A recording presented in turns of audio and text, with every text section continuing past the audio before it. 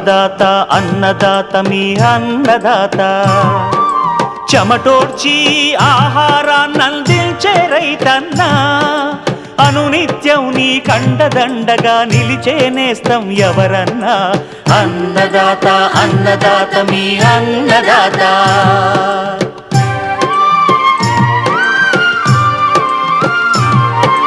నూతన రీతుల సాగుబడికి నూరింతలు పెరిగే దిగుబడికి సూచనలిచ్చే సస్య రక్షణకు పశు పోషణకి శాస్త్ర విజ్ఞానం అందించి ముందుకు నడిపే తెలుగు రైతు భారతదేశానికి మకుటం అయ్యేలా తీర్చిదిద్దే ఆశయంతో మిమ్ము మేలు కొలిపేది అన్నదాత అన్నదాత అన్నదాత మీ అన్నదాత అన్నదాత అన్నదాత మీ అన్నదాత. అన్నదాత ప్రేక్షకులకు నమస్కారం. ఈనాటి ముఖ్యాంశాలు: మొక్కజొన్నలో కత్తెర పురుగు నివారణ, పట్టణాలకు దీటుగా మిద్దె సాగు నిర్వహిస్తున్న కృష్ణా జిల్లా వణుకూరు గ్రామ మహిళ అనుభవం, చేపల్లో బ్యాక్టీరియా పరాన్న జీవుల వల్ల వచ్చే వ్యాధులు నివారణ, ఇంకా జై కిసాన్ వ్యవసాయ సమాచారం.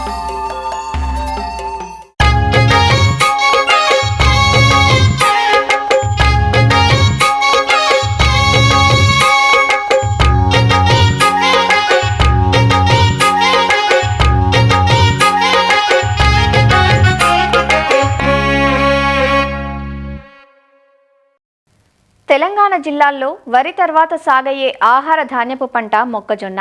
రబీలో వరి మాగాణుల్లోనూ పత్తి, పసుపు పంటల తర్వాత రెండో పంటగా మొక్కజొన్నను సాగు చేయడం పరిపాటి. ఉమ్మడి వరంగల్ జిల్లాలో సాగు చేసిన మొక్కజొన్న పైరు పలు దశల్లో ఉంది. మొక్కలు చిన్నగా ఉన్నప్పటి నుంచే కత్తెర పురుగు పంటకు కంటకంగా మారింది. ఈ పురుగు నివారణకు ఒక పక్కా ప్రణాళికతో నివారణ చర్యలు చేపట్టాల్సి ఉంటుంది. మొక్కజొన్నలో కత్తెర పురుగు నివారణకు పాటించాల్సిన చర్యలను సూచిస్తున్నారు ప్రొఫెసర్ జయశంకర్, తెలంగాణ రాష్ట్ర వ్యవసాయ విశ్వవిద్యాలయం వరంగల్ ఏరువాక కేంద్రం coordinator doctor B Dilip Kumar. తెలంగాణలో సాగు చేసే అతి ముఖ్యమైన పంటలలో వరి, పత్తి తర్వాత మనకు మొక్కజొన్న అధిక విస్తీర్ణంలో సాగు చేయడం జరుగుతుంది. ఏ సమయంలో వేసుకున్నా ఈ పంట పండుతుందనే కారణంతో రైతులకు ఎప్పుడు వీలైతే అప్పుడు ఏదన్నా పంట ఖాళీ అయిన తరువాత మొక్కజొన్న పంటను వేసుకోవడం జరుగుతుంది. దీనివల్లనే యాక్చువల్గా అసలు సమస్య మొదలవుతుంది. ఎందుకంటే ఈ కత్తెర పురుగు సంవత్సరం పొడుగుతా పంట అవైలబుల్ ఉండడం వల్ల సంవత్సరం పొడుగుతా ఇది డ్యామేజ్ చేయడం జరుగుతుంది. సో కాబట్టి రైతు సోదరులు ఈ పంటను ఒక నిర్దిష్ట కాలంలో అట్లీస్ట్ అంటే దగ్గరగా ఉండే రైతులు, చుట్టుపక్కల రైతులందరూ కలిసి ఒకేసారి వేసుకునే ప్రయత్నం చేయాలి. ఇది మొదటి సూచన. కత్తెర పురుగు అనేది స్పోడాప్టెరా జాతికి సంబంధించిన పురుగు. కత్తెర పురుగును నివారించుకోవడానికి కొన్ని సూచనలు ఏంటంటే, వేసవిలో మనము లోతుగా దుక్కులు చేసుకోవాలి. వేసవిలో దీని యొక్క ప్యూపా దశలన్నీ భూమి లోపలికి వెళ్ళేసి మళ్ళీ తొలకరిలో బయటికి వచ్చేసేసి ఒక్కొక్క రెక్కల పురుగు దాదాపుగా 200 నుంచి 400 గుడ్లను పెట్టే అవకాశం ఉంటుంది. కాబట్టి మనము లోతుగా కనుక సమ్మర్లో దుక్కులు కనుక చేసుకోగలిగితే చాలా వరకు ఎండవేడికి ఈ పురుగులు బయటపడి చనిపోయేందుకు అవకాశం ఉంటుంది. లేదా కొన్ని రకాల పక్షులు కూడా వీటిని ఏరుకొని తినేందుకు అవకాశం ఉంటుంది. ఆ తర్వాత మొక్కజొన్నలు వేసే ప్రదేశంలో కలుపు లేకుండా చూసుకోవాలి. ఆ తర్వాత తప్పనిసరి పరిస్థితిలో మనము త్రూఅవుట్ దిస్ ఇయర్ వేస్తున్నాం కాబట్టి చుట్టూ కనుక ఒక 3 నుంచి 4 సార్ల నేపియర్ గ్రాస్ను కనుక వేసుకోగలిగితే ఇది ఆకర్షక పంటగా పనిచేస్తుంది. ఈ ఆకర్షక పంటగా మీద వచ్చేసేసి ఈ కత్తెర పురుగు కొంత డ్యామేజ్ చేసినప్పుడే మనం కనుక గమనించేసి 5% వేప గింజల కషాయం కానీ లేదా వేప నూనె కానీ 5 మిల్లీలీటర్లు 1 లీటర్ నీటి కలిపి పిచికారీ చేసుకుంటే కొంతమేర కంట్రోల్ చేసుకోవచ్చు. పంటలు వేసుకున్న తర్వాత రైతులు ఒక 30 రోజుల పంట వయసు ఉన్నప్పుడు ముందే కెమికల్ పోకుండా సున్నము, ఇసుక 9 పాలు ఇసుకలో 1 పాలు సున్నం కనుక కలిపి ఆ సుడులలో కనుక వేసుకోగలిగితే ఈ యొక్క కత్తెర పురుగును చాలా చక్కగా కంట్రోల్ చేసుకోవచ్చు. ఆ తర్వాత 5 లింగాకర్షక బుట్టలు కనుక మనం పెట్టుకొని అందులో మన యొక్క రెక్కల పురుగులను గమనించి అప్పుడు మనము ఈ యొక్క పంట పైన పిచికారీ చేసుకునేందుకు అవకాశం ఉంటుంది. 5 కాకుండా ఒక 15 లింగాకర్షక బుట్టలు కనుక మనం పెట్టుకోగలిగితే చాలా వరకు ఈ యొక్క మగ పురుగులు దాంట్లోకి వచ్చి పడిపోతాయి. కాబట్టి కలయికకు మగ పురుగుల లోటు ఏర్పడుతుంది. కాబట్టి కొంతమేర అట్లా కూడా మనము కంట్రోల్ చేసుకోవచ్చు. దీన్ని మాస్ స్టాపింగ్ అంటారు. చిట్ట చివరి దశలో కెమికల్స్ వాడాల్సిన అవసరం వచ్చినప్పుడు ఏం చేయాలి అంటే స్టార్టింగ్లో మనకు క్లోరాంట్రానిలిప్రోల్ అది 0.4 ml 1 లీటర్ నీటి కలిపి సుడుల్లో కనుక పిచికారీ చేసుకున్నా కంట్రోల్ చేసుకోవచ్చు. లేదా ఎమామెక్టిన్ బెంజోయిట్ ప్రొక్లేమ్ అని దొరుకుతుంది, అదైనా కూడా మనము 0.4 grams 1 లీటర్ నీటి కలిపి పిచికారీ చేసుకున్నా కూడా సుడులలో పడేటట్టుగా పిచికారీ చేసుకుంటే ఈ పురుగుల్ని కంట్రోల్ చేసుకోవచ్చు.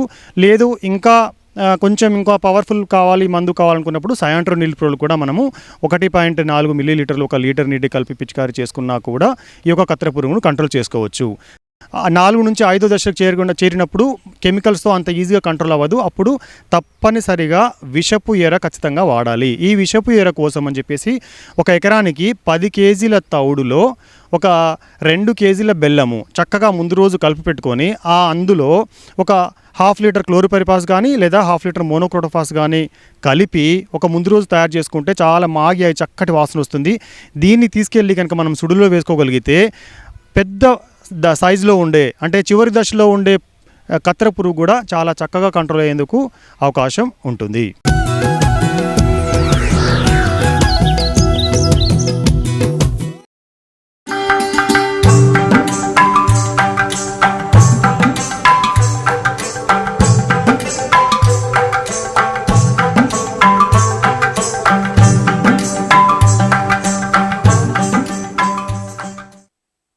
విస్తరిస్తున్న వ్యవసాయ అనుబంధ రంగాల్లో ఒకటి మత్స్య పరిశ్రమ. ఆంధ్ర రాష్ట్రంలో విస్తరించి ఉన్న తీర ప్రాంతంలోని రైతులకు చేపలు, రొయ్యల పెంపకం ప్రధాన ఉపాధి మార్గంగా ఉంటోంది. చేపలు బహుసున్నిత జీవులు. వాతావరణ మార్పులను ఏమాత్రం తట్టుకోలేవు. అసలే శీతాకాలం నుంచి వేసవికి మారుతున్న సంధికాలం ఇది. ఈ కాలంలో బ్యాక్టీరియా వ్యాధులైన రెడ్ డిజీజ్, తాటాకు, అల్సర్, పొట్ట ఉబ్బు వ్యాధులతో పాటు పరాన్న జీవులైన చేపపేను, ముప్ప పురుగుల వల్ల చేపల పెరుగుదల తగ్గిపోతుంది. వీటి నివారణకు రైతులు విచ్చలవిడిగా రసాయనాలను వాడటం వల్ల చేపల్లో అవశేషాలు ఉండిపోవటమే కాక పెంపకందారుల అనవసర ఖర్చుల వల్ల తీవ్రంగా నష్టపోతున్నారు. అలా కాకుండా పెంపక ప్రారంభం నుంచి నీటి నాణ్యత, మేత యాజమాన్యంలో శాస్త్రీయత పాటించినట్లయితే వ్యాధులు సోకకుండా ఉండి చేపల పెంపకం లాభదాయకంగా ఉంటుందంటూ సూచనలిస్తున్నారు పశ్చిమ గోదావరి జిల్లా ఉండి కృషి విజ్ఞాన కేంద్రం శాస్త్రవేత్త డాక్టర్ ఏ శ్రీనివాస్. ఈ చేపల పెంపకంలో కూడా మనం ఈ మధ్యకాలంలో ఎక్కువగా చూసింది ఈ వ్యాధులు, ఒకటి బ్యాక్టీరియా వ్యాధులు, అదేవిధంగా ఈ పరాణజీవి వ్యాధులు ఎక్కువగా రావడం అనేది జరుగుతుంది. ఈ మధ్యకాలంలో చూసేంటే ఒకే రకమైన వ్యాధి కాకుండా ఈ రెడ్ డిసీజు, అలాగే తాటాకు తెగులు, తర్వాత ఈ అల్సర్ డిసీజ్, ఇవన్నీ కూడా కలిపి మిక్స్డ్ బ్యాక్టీరియల్ ఇన్ఫెక్షన్ కూడా రావడం అనేది జరుగుతుంది. అందుకే వీటన్నిటికీ కారణం ఏంటంటే నీటి యొక్క నాణ్యతని, అలాగే మేతలో మనకి వాటికి కావలసిన పోషకాలన్నీ కూడా అందించకపోవడం వల్ల, ఇంకొకటి మనకి నీటిని పెట్టిన తర్వాత ఎక్కువగా మన రసాయనాలు వాడడం వల్ల వ్యాధులు ఎక్కడొస్తాయని చెప్పి ముందు జాగ్రత్త చేయలేక ఎక్కువగా రసాయనాలు వాటికి వాడడం వల్ల, యాంటీబయాటిక్స్ ఎక్కువ వాడడం వల్ల కూడా మనం ఈ వ్యాధులు వచ్చిన తర్వాత చాలా వరకు తగ్గించలేకపోతున్నాం. అందుకేంటంటే మనం ఈ వ్యాధులు కానీ ఈ చేపల పెంపకంలో మనం ఈ సమగ్ర యాజమాన్యం అనేది పాటించాలి. చేప పిల్లల్ని తీసుకొచ్చి అది ఏ సైజు ఉన్న పిల్లలైనా సరే మన చెరువులో వేసుకునేటప్పుడు మనం ఆ చెరువులో వేసుకునే ముందే వాటిని జాగ్రత్తగా వాటి యొక్క సీడ్ ట్రీట్మెంట్ అనేది చేసి వాటిని కనీసం మనం 100 ppm పొటాషియం పెర్మాంగనేట్ కానీ లేదంటే 100 ppm ఫార్ములిన్లో కానీ ఒక్కసారి ముంచి వాటిని కానీ మన చెరువులో చల్లుకున్నట్లయితే చాలా వరకు ఈ పరాన్నజీవి వ్యాధులు అనేవి మన చెరువులో రాకుండా జరుగుతుంది. తర్వాత మనం చెరువులో నీటిని నింపుకునే ముందే చెరువులోని నీటి గుణాలన్నీ కూడా చూసుకొని అవన్నీ కూడా నీటి గుణాలన్నీ కూడా అనుకూలంగా ఉన్నాయి, చేప పెరగడానికి అనుకూలంగా ఉన్నాయని చెప్పి చూసుకొని, ముఖ్యంగా ఏంటంటే వీటిలో చేపలకి వచ్చేసరికి 3 రకాలైన గుణాలు. ఒకటి pH 7.5 నుంచి 8.5, అలాగే ఆక్సిజన్ 5 ppmకు మించి ఉండేటట్లు, తర్వాత ఏంటంటే ఈ అమ్మోనియా, నైట్రైట్, H2S ఇటువంటివి ఏవి కూడా 0. అసలు లేకుండా ఉండేటట్లు చూసుకోవాలి. ఇవి ముఖ్యంగా వీటితో పాటుగా మిగతాగా ఆల్కలినిటీ, హార్డ్నెస్ అవన్నీ కూడా చూసుకోవచ్చు. అయితే చేపల్లో వచ్చేసరికి ఈ మూడింటిని కూడా తరచుగా మనం పరిశీలించి వాటి నుండి సరి చేసుకుంటుంటే అయితే చాలా వరకు మనకి చేపలు వ్యాధులైనవి రాకుండా గమనించవచ్చు. నీటిని నింపిన తర్వాత ఏదో ఒక శానిటైజర్ని లేదంటే ఒక పెస్టిసైడ్ని కొట్టడం జరుగుతుంది. అయితే మనం ముందు నీటిలో నింపుకునేటప్పుడే మన కాల వాటర్ని, శుభ్రమైన వాటర్ని కానీ నింపుకున్నట్లయితే ఏదైనా స్క్రీన్ మెష్ని పెట్టి నింపుకున్న తర్వాత వాటర్ మీద ఏ బ్యాక్టీరియా మామూలుగా మన కాల వాటర్ నుంచి అయితే ఏ విధమైన అవసరం లేదు. ఏ శానిటైజర్ కానీ ఏ పెస్టిసైడ్ కానీ అనుకోండి. ఎప్పుడైతే మనం ఈ డ్రైనేజ్ వాటర్ నుంచి కానీ మురుగు నీరు అనేది కానీ మనం అనుమానం ఉంటేనే దాన్ని ఒకసారి చూసుకొని అటువంటి వాటర్లో మనం దాన్ని చేయడానికి మనకి ఈ శానిటైజర్ వేసి దాన్ని తగ్గించడం జరుగుతుంది, బ్యాక్టీరియా లోడ్ తగ్గించడానికి. అయితే వీటికి బదులుగా ఏంటంటే మనం ఈ చెరువుల్లో, చేపల చెరువుల్లో మనకి అగ్రికల్చర్ లైమ్ అంటే కనీసం 30 కేజీలు, అలాగే మనకి పరాణజీవులన్నీ కూడా తగ్గడానికి తరచూ వాడుకోవాలనుకుంటే మాత్రం సాధారణ ఉప్పు అదొక 30 కేజీలు. ఈ రెండు కలిపి మనం కానీ ప్రతి 15 రోజులకు ఒకసారి మన చెరువులో జల్లుకున్నట్లయితే చాలా వరకు మనకి ఒకటి శానిటైజరు ఏది వాడకుండాను, అదేవిధంగా మన పరాణజీవి కాల్సిన పెస్టిసైడ్స్ వాడకుండా కూడా చేపల పెంపకం కొనసాగించవచ్చు. తర్వాత మనకి ఇంకోటి ఏంటంటే ఏం చేస్తుంటే ఈ బ్యాక్టీరియల్ వ్యాధి వచ్చినప్పుడు మనందరికీ కూడా ఏ వ్యాధికి ఏ మందు అన్నది ఇంచుమించు ఒక యాంటీబయాటిక్, అదేవిధంగా శానిటైజర్ వాడుతుంటాం. మనకు మేతల మందులు వాడుతుంటాయి. మేతల మందు వాడేటప్పుడు మాత్రం యాంటీబయాటిక్స్ వాడేటప్పుడు చాలా జాగ్రత్త వహించాలి. ఎప్పుడైతే చేపలు 4-5 చనిపోతున్నాయో మొట్టమొదటిగా మనం ఆ చేపలను తీసుకెళ్ళి మన మన వ్యాధి నిర్ధారణ కేంద్రాల్లో పరీక్షించుకొని వాటికి ఏ విధమైన వ్యాధులను తీసుకుని దానికి సంబంధించిన మందును మాత్రమే వాడాలి. కానీ చాలా వరకు మనం ఏం చేస్తుంటామంటే ఈ 4 రకాలుగా ఉండగానే ఒకేసారి దీనికి అన్ని రకాల వ్యాధులు ఉండొచ్చు అని చెప్పి 2-3 రకాల యాంటీబయాటిక్స్, అలాగే ఒక రకం ఏదైనా సరే ఈ పరాణజీవులు తగ్గించడానికి అని చెప్పి దానికి ఒక మందు పెట్టడం జరుగుతుంది, మేతల మందు పెట్టడం జరుగుతుంది. ఆ విధంగా పెట్టడం వల్ల ఏమవుతుందంటే పెట్టిన తర్వాత మొదట్లో కొద్దిగా తగ్గొచ్చు. మరలా మళ్ళీ అదే చెరువులో ఇంకో నెల పోయిన తర్వాత మరలా అదే డిసీజెస్ రావడం జరుగుతుంటుంది. అదే బ్యాక్టీరియల్ వ్యాధి లేదంటే అదే పరాణజీవి వ్యాధి రావడం జరుగుతుంది. మరలా ఏం చేస్తుంటే మరలా మనం ఈ యాంటీబయాటిక్స్ అని పెట్టడం జరుగుతుంది. ఈ విధంగా యాంటీబయాటిక్స్ ఎక్కువగా పెట్టడం వల్ల ఒకటి మనకి ఆ వ్యాధి మరలా వచ్చినప్పుడు దాన్ని తగ్గించలేకపోవడం, దానివల్ల నష్టం జరగడం, ఇవి యాంటీబయాటిక్స్ ఎక్కువ వాడడం వల్ల మనకి ఖర్చు కూడా అధికంగా ఉండడం, మరలా ఏంటంటే దాన్ని పూర్తిగా తగ్గించాలంటే ఇంకొక యాంటీబయాటిక్, దానికంటే హయ్యర్ యాంటీబయాటిక్ ఇవ్వాల్సిన అవసరం జరుగుతుంది. తర్వాత మనకు పట్టుబడి చేసిన తర్వాత మన దాంట్లో యాంటీబయాటిక్ రెసిడ్యూస్ కానీ పెస్టిసైడ్ రెసిడ్యూస్ కానీ మన చేపలో ఉండి అవి తిరిగి మరలా మనమే తినడం కానీ లేదంటే మన వినియోగదారులకి కూడా నష్టం జరుగుతుంది. అందుకేంటంటే చేపల చెరువుల్లో ఏ విధమైన యాంటీబయాటిక్ కానీ ఏ విధమైన రసాయనం కానీ వాడిన అవసరం లేదు. ఒకటి మనకి ఎప్పుడు వాడాలి, తప్పనిసరి పరిస్థితుల్లో వ్యాధిని తగ్గించాలి అనుకుంటే ఆ టైంలో మనం కానీ సిఫారసు చేసిన యాంటీబయాటిక్ని ఓటీసీ కానీ లేదా ఒక డాక్సిసైక్లిన్ కానీ ఇలాంటివి ఏమైనా సరే వాడాలి. వాడాలనుకున్నప్పుడు ఇంచుమించు మనకి మొదట పెట్టిన తర్వాత కనీసం 5 రోజులు, ఒకసారి యాంటీబయాటిక్ మొదలెట్టిన తర్వాత 5 రోజులు పూర్తిగా డోసు వాడిన తర్వాత ఆ యాంటీబయాటిక్ వాళ్ళు తగ్గింది అనుకుంటే అప్పుడు ఒకవేళ అప్పటికి కూడా 0 రాకపోతే ఇంకొక 7 రోజులు మ్యాక్సిమం వాడి యాంటీబయాటిక్ వాడకాన్ని ఆఫ్ చేయాలి. కానీ చాలా సందర్భాల్లో చూసింది ఏంటంటే మనం ఈ యాంటీబయాటిక్ ఒకసారి పెట్టిన తర్వాత దాన్ని 15 రోజులు 20 రోజులు కూడా మనకి ఒకే యాంటీబయాటిక్ని రెగ్యులర్గా మన మేతలో ఇవ్వడం జరుగుతుంది. ఆ విధంగా ఇవ్వడం వల్ల వ్యాధి తగ్గకపోగా మరలా దానివల్ల యాంటీబయాటిక్ రెసిడ్యూస్ అన్ని మన యొక్క క్వాలిటీ అయిన ప్రోడక్ట్ అనేది తగ్గిపోతుంది. అందుకేనంటే మన చెరువుల్లో ఇవేవి ఇవ్వనవసరం లేదు. చెరువుల్లో కావాలంటే ఈ లైము, ఉప్పు కాకుండా ప్రీబయోటిక్ మీడియా అంటాం. ఆ మీడియా ఏంటంటే మనకి తౌడు, అలాగే చెక్క కలిపి తర్వాత ఈస్ట్, వీటిని మనం ఒక రోజు అంతా నానబెట్టి దాన్ని కానీ మనం చెరువులో రెగ్యులర్గా కొట్టుకున్నట్టయితే మనకి మంచి బ్యాక్టీరియా మన చెరువులో ఉత్పత్తి చెంది చాలా వరకు హానికరమైన బ్యాక్టీరియాలను తగ్గించడం జరుగుతుంది. తర్వాత మనం యొక్క ఈ నీటి క్వాలిటీలో నీటి రంగు, ముఖ్యంగా మన చేపల చెరువులు ఎక్కువగా ఏంటంటే ఈ మైక్రోసిస్టిస్ అనేది ఎక్కువగా ఉంది అని చెప్పి దానివల్ల ఎక్కువ మేత అంటలేదనో లేదా దానివల్ల ప్రాబ్లం వస్తుందని జరగడం జరుగుతుంది. అందుకేంటంటే మన చెరువు యొక్క రంగు ఎప్పుడు కూడా లేత ఆకుపచ్చ నుండి ఆకుపచ్చ గోధుమ రంగులో ఉండేటట్టు చూసుకోవాలి. ఎప్పుడైతే ఈ రంగు మనం నీలం రంగు ఎక్కువగా మారుతుందో మనకి ఎక్కువగా ఈ హానికరమైన ప్లాంక్టన్ ఎక్కువగా ఉన్నట్లు లెక్క. అందుకేంటంటే ఆ విధంగా రాకుండా ఉండాలంటే మనకి పై నీటిని అంతా కూడా బయటికి తీసేసి మరలా మనకు కొత్త నీటిని తోడుకోవడం, తర్వాత దాన్ని సరిచూసుకొని మనకి మంచి బ్యాక్టీరియా ఎక్కడైతే మన పక్క చెరువులో కానీ ఇంకో చెరువులో కానీ గ్రీన్ వాటర్ ఉందో అటువంటి వాటర్ని మన చెరువులోకి తోడుకున్నట్లయితే అవి ఎక్కువగా వృద్ధి చెంది ఈ హానికరమైన బ్యాక్టీరియాలను తగ్గిస్తాయి. ఆ విధంగా చేయడం వల్ల మనకి ఇంచుమించు మన నీటి క్వాలిటీ అలాగే దాంతోపాటుగా మనకి ఈ జూ ప్లాంక్టన్ కూడా ఎక్కువగా వృద్ధి చెంది మన చేపలకి సహజ ఆహారం కూడా ఎక్కువగా ఉండడం వల్ల మన మేత ఖర్చు కూడా తగ్గడం జరుగుతుంది. ఈ విధంగా మనం ఒకటి ఏ విధమైన రసాయనాలు వాడకుండా మనం కల్చర్ చేయగలిగినట్లయితే మనకి తప్పకుండా మనకి మంచి నాణ్యమైన ఉత్పత్తిని సాధించవచ్చు. అలాగే దిగుబడిని పెంచుకొని ఖర్చును కూడా తగ్గించుకోవచ్చు.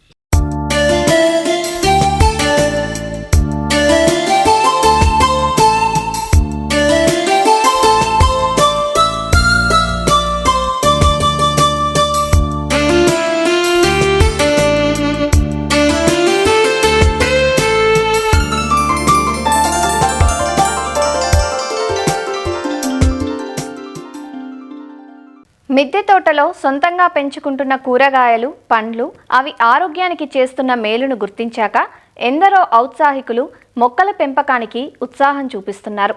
పట్టణాలు, నగరాల్లో విస్తరిస్తున్న మిద్దె సాగు సంస్కృతి ఇప్పుడు పల్లెలకు చేరువవుతోంది. పెరటని, డాబాలను రకరకాల మొక్కలతో నింపేస్తున్నారు. వారి అభిరుచులకు తగ్గట్లుగా అలంకరణ మొక్కలు, అరుదైన మొక్కలకు సైతం స్థానం కల్పిస్తున్నారు.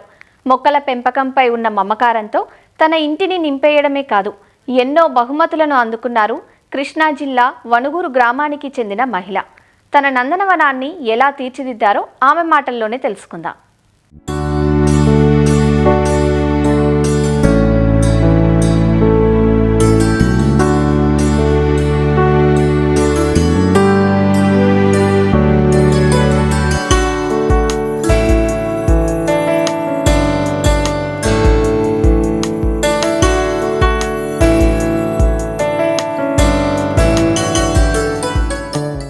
మొక్కలను ఎంతో ప్రేమగా చూసుకుంటున్న ఈమె కొల్లు అనురాధ.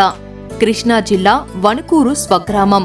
2.5 సంవత్సరాల క్రితం ఆకుకూరలతో ప్రారంభమైన పెంపకం నేడు కూరగాయలు, పూలు, పండ్ల మొక్కలకు విస్తరించింది.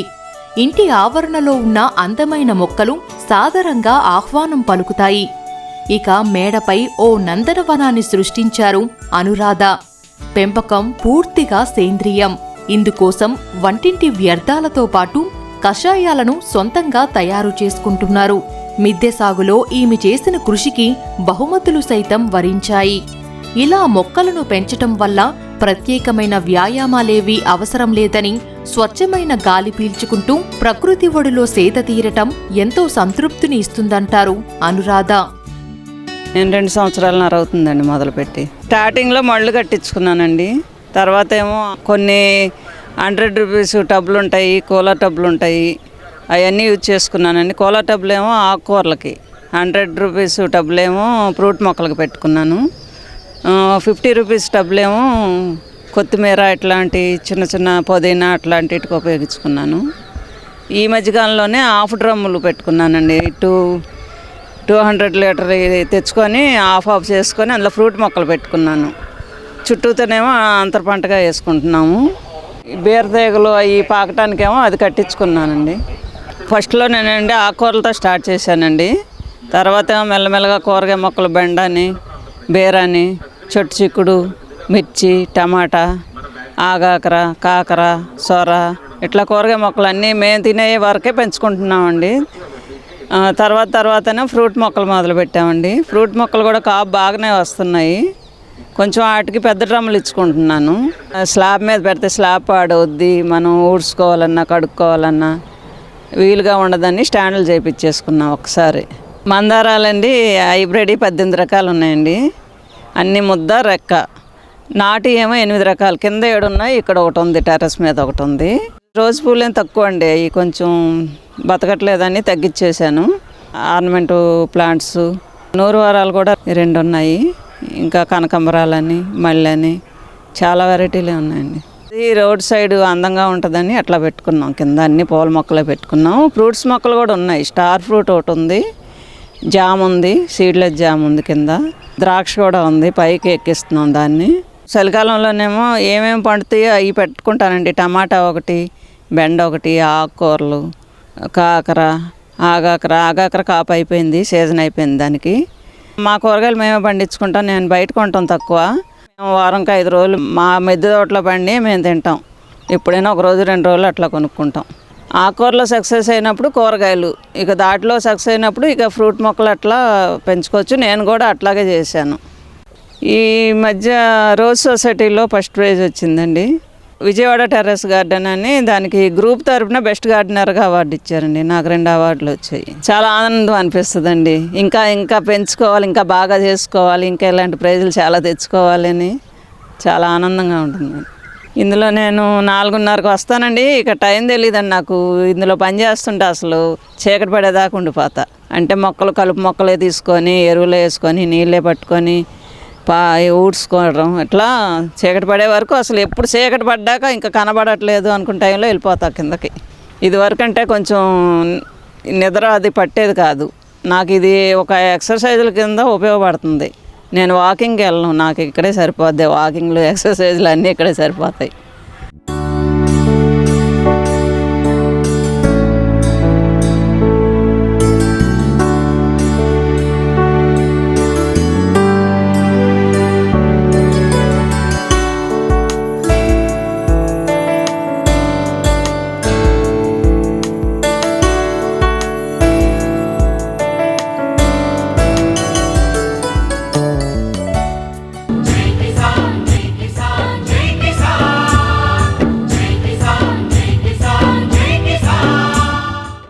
వ్యవసాయ సమాచారం ఇప్పుడు జై కిసాన్లో చూద్దాం. గుంటూరు జిల్లా దుగ్గిరాల వ్యవసాయ మార్కెట్లో ఈ ఏడాది పసుపు ధరలు ఆశాజనకంగా ఉన్నాయి. కొత్త పంట రావటానికి ఇంకా 2 నెలల పైగా సమయం ఉంది. ప్రస్తుతం పాత పంటకు మెరుగైన రేట్లు దక్కుతున్నాయి. అత్యధికంగా క్వింటాలుకు 14,000 రూపాయల ధర లభించింది. దీంతో కొందరు రైతులు పంటను విక్రయిస్తూ ఉండగా ఇంకొందరు వేచి చూస్తున్నారు. దేశవ్యాప్తంగా ఈ సంవత్సరం పసుపు విస్తీర్ణం తగ్గటం, దిగుబడులు పడిపోవటంతో మార్కెట్ పుంజుకుందని రైతులు అభిప్రాయపడుతున్నారు. ప్రస్తుతం ఇప్పుడు బాగుందండి. 13,050 పడింది. ఇవాళ నిన్న మొన్న సౌక కొంచెం, ఇవాళ గిరాకీ బాగా. పంటలు తగ్గినాయి అనుకుంటున్నారు జనం, అందుకని రేటు పెరిగింది అనుకుంటున్నారు. రైతులకు కూడా అనుకూలంగానే ఉంది పసుపు రేటు. పోయిన ఏడు 10,000, 9,000 అట్ట ఉందండి. ఈ ఏడు ఇంకా గిరాకీ అయిద్దని అనుకుంటున్నారు. 20,000 అయిద్దని అనుకుంటున్నారు క్వింటాలు. పంట తగ్గింది ఈ ఏడు. అంతా పసుపు ఊర్లు అసలు రైతులు ఎకరానికి 5-6 పుట్టు కన్నా కానట్టుగా ఉంది ఈ ఏడు. ఈ వానల దెబ్బకి పోయింది. బాగుంటే ఎకరానికి 15-20 అయింది, 20 పుట్లు అయింది. ఇప్పుడు ఈ వానల దెబ్బకి ఏడు పోయి ఎకరానికి 5-6 పుట్లు కన్నా కాదనుకుంటున్నారు. 13,500కి అమ్ముకున్నానండి నేను. ఈ రేటు చాలని అదే ఇంకా వచ్చొద్దని అట్టి పెట్టుకున్నాము. ఇంతవరకు సాలేనే తృప్తిపడి అమ్ముకున్నాము. పెరుగుతుంది తగ్గుతుంది. అప్పుడు ఎంత లేదులేండి, అప్పుడు 7,500, 8,000 ఉంది. ఇప్పుడు ఉన్న రేటు మంచి రేటు, పర్వాలేదు. ఇంత రేటు అంటే సరుకులు యాతలు తగ్గించారు, ఖర్చులు ఎక్కువ అవుతున్నాయని. నిజామాబాద్ ఏరియాని ఏమన్నా కొద్దిగా మైనస్ పడిందంట, తగ్గిందంట.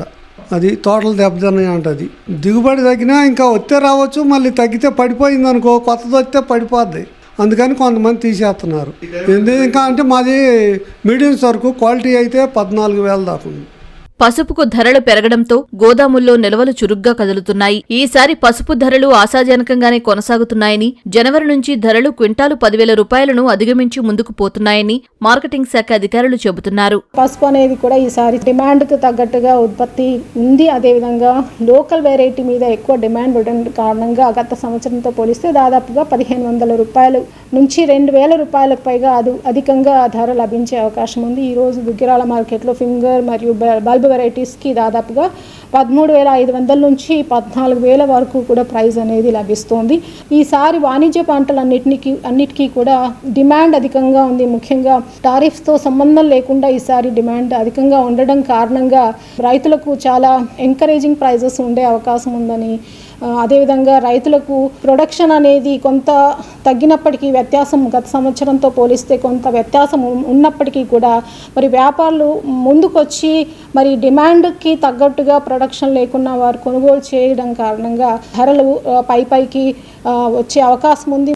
ప్రస్తుతం దక్కుతున్న అధిక ధరలు మరలా ఉంటాయో లేదోనన్న ఆలోచనతో కొందరు పంటను అమ్ముతున్నారు. ఇంకొంతమంది రైతులు ధరలు ఇంకా పెరుగుతాయని భావించి వేచి చూస్తున్నారు. డిమాండ్, సరఫరా మధ్య అంతరాలు తదితర కారణాల వల్ల మార్కెట్ ఎగబాకుతోందని మార్కెట్ విశ్లేషకులు చెబుతున్నారు. మరిన్ని విభిన్న అంశాలతో రేపటి అన్నదాతలో మళ్ళీ కలుసుకుందాం. నమస్కారం. అన్నదాతలు తమ సందేహాలు, సమస్యలను 1800 425 4085 టోల్ ఫ్రీ నెంబర్లో ఉదయం 10 గంటల నుంచి 11 గంటల మధ్య పని దినాలలో సంప్రదించగలరు. ఈ కార్యక్రమాన్ని యూట్యూబ్లో www.youtube.com/అన్నదాత ఈటీవీ లింక్ ద్వారా వీక్షించవచ్చు.